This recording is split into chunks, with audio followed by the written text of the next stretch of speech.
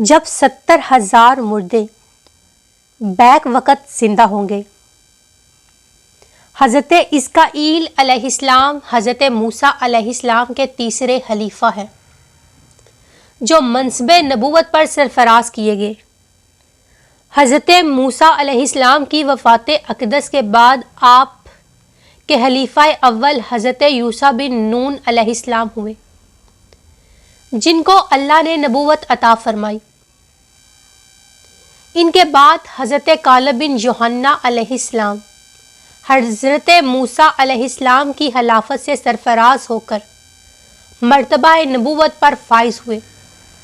پھر ان کے بعد حضرت اسماعیل علیہ السلام حضرت موسیٰ علیہ السلام کے جانشین اور نبی ہوئے۔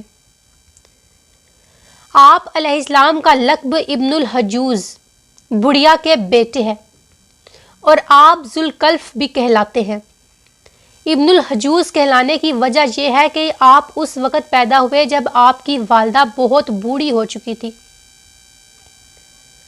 آپ کا لقب ذوالکفل اس لیے ہوا کہ آپ نے اپنی کفالت میں لے کر 70 انبیاء اکرام کو قتل سے بچا لیا تھا۔ یہودی قوم ان کو قتل کرنے پر آمادہ ہو گئی، پھر یہود بھی خدا کے فضل و کرم سے یہودیوں کی تلوار سے بچ کے اور برسوں زندہ رہ کر اپنی قوم کو ہدایت فرماتے رہے۔ بنی اسرائیل کی ایک جماعت جو حضرت اسماعیل علیہ السلام کے شہر میں رہتی تھی، ان کے شہر میں طاعون کی بیماری پھیل گئی۔ اس بیماری کا اتنا خوف لوگوں کے سروں پر سوار ہو گیا کہ یہ لوگ موت سے ڈر کر اپنا شہر چھوڑ گئے اور جنگل کی طرف بھاگ گئے اور وہیں پر رہنے لگے۔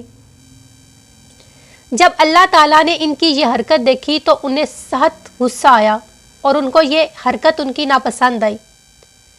چنانچہ اللہ نے ایک عذاب کے فرشتے کو اس جنگل میں بھیج دیا۔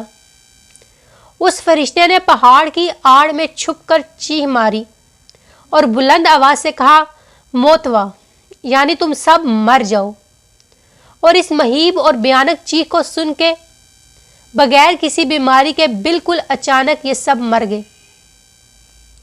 ان کی تعداد تقریباً 70,000 تھی۔ ان مردوں کی تعداد اس قدر زیادہ تھی کہ لوگ ان کے کفن دفن کا کوئی انتظام نہ کر سکے۔ مردوں کی لاشیں کھلے میدان میں بے گور و کفن 8 دن تک پڑی رہیں اور ان سے بدبو اٹھنے لگی۔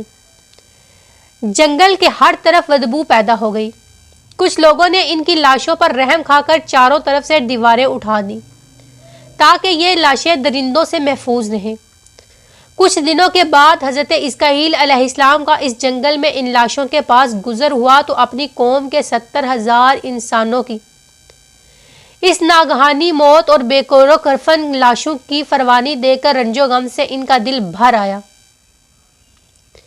آپ دیدہ ہو گئے اور اللہ تعالیٰ سے دکھ بھرے دل سے دعا کرنے لگے، اے اللہ، میری قوم کے افراد تھے جو اپنی نادانی سے یہ غلطی کر بیٹھے، موت کے ڈر سے شہر چھوڑ کر جنگل میں آئے۔ یہ سب میرے باشندے ہیں، اے اللہ ان کو معاف کر دیں۔ یہ لوگ میرے دکھ سکھ کے شریک ہیں، مجھے ان سے بہت انس ہے۔ افسوس کہ میری قوم ہلاک ہو گئی اور میں بالکل اکیلا رہ گیا۔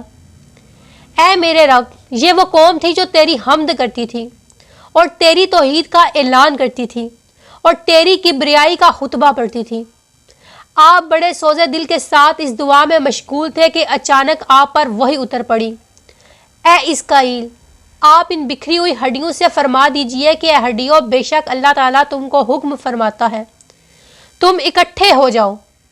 یہ سن کر بکھری ہوئی ہڈیوں میں حرکت پیدا ہوئی اور ہر آدمی کی ہڈیاں جمع ہو کر ڈھانچے بن گئے۔ پھر یہ وحی آئی کہ اے اسماعیل، آپ فرما دیجئے کہ اے ہڈیوں، تم کو اللہ یہ حکم دیتا ہے کہ تم گوشت پہن لو۔ یہ کلام سنتے ہی فوراً ہڈیوں کے ڈھانچوں پر گوشت پوست چڑھ گئے۔ پھر تیسری بار وحی آئی، اے اسماعیل، اب یہ کہہ دو کہ اے مردو، خدا کے حکم سے تم سب اٹھ کے کھڑے ہو جاؤ۔ چنانچہ آپ نے یہ فرما دیا تو آپ کی زبان سے یہ جملہ نکلتے ہی 70,000 لاشیں دم زدن میں ناگہاں یہ پڑھتے ہوئے کھڑی ہو گئی کہ پھر یہ سب لوگ جنگل سے روانہ ہو کر اپنے شہر میں آ کر دوبارہ آباد ہو گئے اور اپنی عمروں کی مدت پھر زندہ رہے، لیکن لوگوں پر اس موت کا اتنا نشان باقی رہ گیا کہ ان کی اولاد کے جسموں سے سڑی ہوئی لاشوں کی بدبو آتی رہی، اور یہ لوگ جو کپڑا بھی پہنتے تھے وہ کفن کی صورت میں ہو جاتا، اور قبروں میں جس طرح کفن میلا ہو جاتا تھا ایسا ہی میلا پن ان کے کپڑوں پر نمودار ہو جاتا تھا۔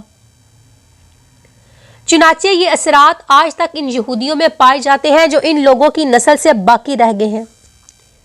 اس واقعے کا عجیب و غریب ذکر قرآن مجید میں بھی آیا ہے۔ یہ عجیب و غریب واقعہ قرآن مجید کی سورہ بقرہ میں خداوند اقدس نے اس طرح بیان فرمایا: اے محبوب، کیا تم نے دیکھا تھا انہیں جو اپنے گھروں سے نکلے اور ہزاروں تھے؟ موت کے ڈر سے تو اللہ نے ان سے فرمایا مر جاؤ، پھر انہیں زندہ فرما دیا۔